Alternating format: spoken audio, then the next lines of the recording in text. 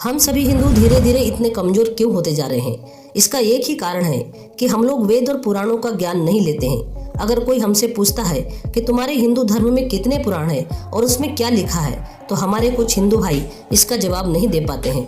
तो आइए जान लेते हैं कि पुराण कितने हैं और इनके नाम क्या है और उनका महत्व क्या है। नमस्कार दोस्तों, स्वागत है आपका हमारे YouTube चैनल सनातनी टेल्स में। अगर आपने अभी तक इस वीडियो को लाइक नहीं किया है तो प्लीज़ दोस्तों इस वीडियो को लाइक कर लीजिए, और आप इस चैनल पर नए हैं तो चैनल को सब्सक्राइब जरूर कर लीजिए और साथ ही इस वीडियो को एंड तक जरूर देखिएगा।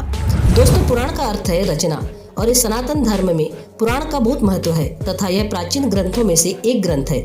इन पुराणों में लिखी बातें और ज्ञान सही साबित हो रहे हैं। पुराण में लिखा गया ज्ञान हमारी हिंदू संस्कृति और सभ्यता का आधार है। इस बात से सभी सहमत है, लेकिन पुराण क्या है और पुराण कितने हैं ये सभी लोग नहीं जानते। पुराण संस्कृत भाषा में लिखे गए और बाद में हिंदी अंग्रेजी में अनुवादित किया गया ताकि आम जनता इन पुराणों को पढ़ पाए। हिंदू धर्म में कुछ 18 पुराण हैं। पहला है ब्रह्म पुराण, दूसरा पद्म पुराण, तीसरा विष्णु पुराण, चौथा वायु पुराण, पांचवा भागवत पुराण, छठवां नारद पुराण, सातवां मार्कंडेय पुराण, आठवां अग्नि पुराण, नौवां भविष्य पुराण, 10वां ब्रह्म वैवर्त पुराण, 11वां लिंग पुराण, 12वां वराह पुराण, 13वां स्कंद पुराण, 14वां वामन पुराण, 15वां कूर्म पुराण, 16वां मत्स्य पुराण, 17वां गरुड़ पुराण और 18वां ब्रह्मांड पुराण। इन सभी पुराणों में देवी देवताओं पर आधारित कई गाथाएं कही गई है, जिसमें पाप पुण्य, धर्म अधर्म के बारे में बताया गया है। कुछ पुराणों में इन खूबसूरत सृष्टि की रचना से लेकर उसके अंत तक का वर्णन है, और कुछ पुराण में व्यक्ति के जन्म से लेकर उसकी मृत्यु के बाद स्वर्ग या नरक तक की यात्रा का भी विवरण है। शास्त्रों के अनुसार ब्रह्मदेव ने अपने पुत्र मारीच को कहा था, जो व्यक्ति अपने जीवन काल में इन 18 पुराणों के नाम और उसकी लिखित गाथा का श्रवण या पाठ करता है, वह इन सभी 18 पुराण से मिलने वाले पुण्य को पा लेता है। नंबर 1 पर आता है ब्रह्म पुराण। क्या आप जानते हैं ब्रह्म पुराण क्या है और इस पुराण के रचयिता कौन है?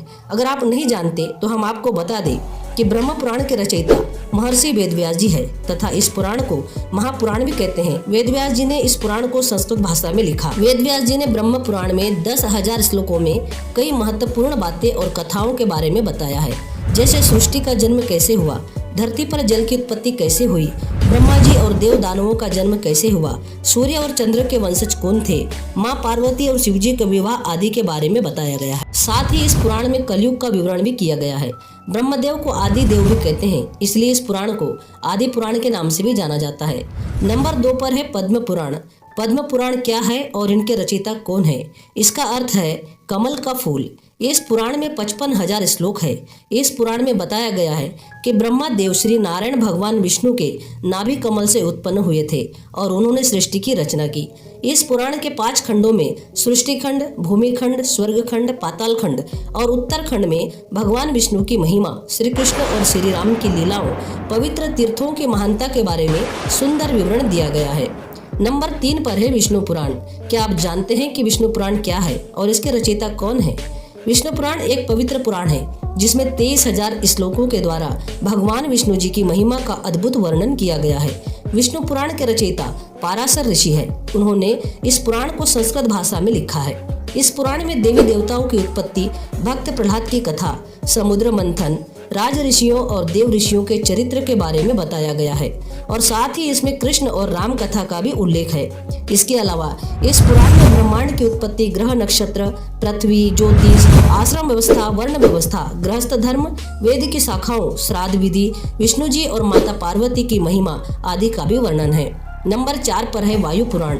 दोस्तों, वायु पुराण की जानकारी हम पुराण भाग नंबर 2 पर बताएंगे।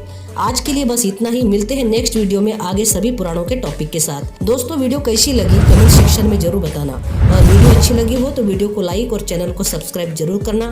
साथ ही इस वीडियो को अपने भाई बहनों और दोस्तों में ज़्यादा से ज़्यादा शेयर करना, ताकि पुराणों की जानकारी उनको सबको मिलती रहे। पूरा वीडियो देखने के लिए आपका बहुत बहुत धन्यवाद।